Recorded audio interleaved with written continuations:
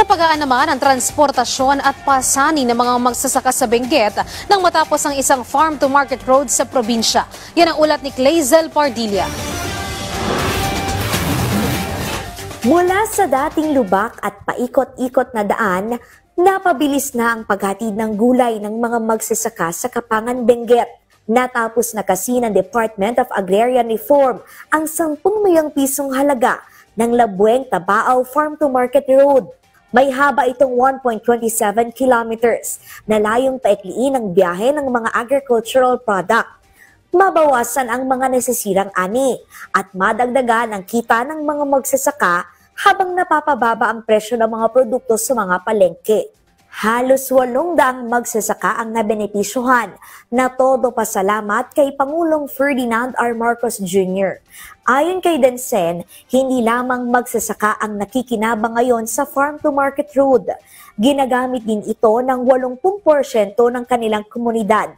Mas maginhawa na ang transportasyon at naibsan ang pasani ng mga magsasaka roon. Padigitulong to Asyali Farmers.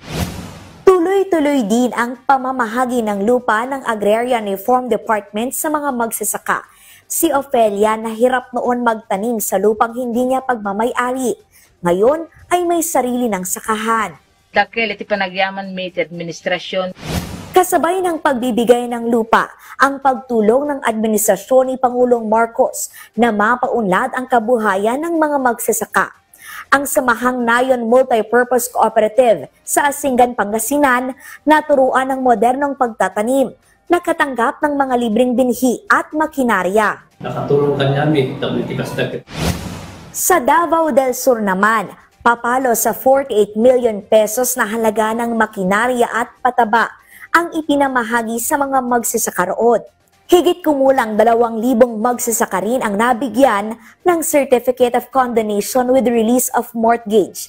Nang ibig sabihin ay inalis na ng pamahalaan ang amortization fee o utang na bayaran sa lupa ng mga agrarian beneficiary.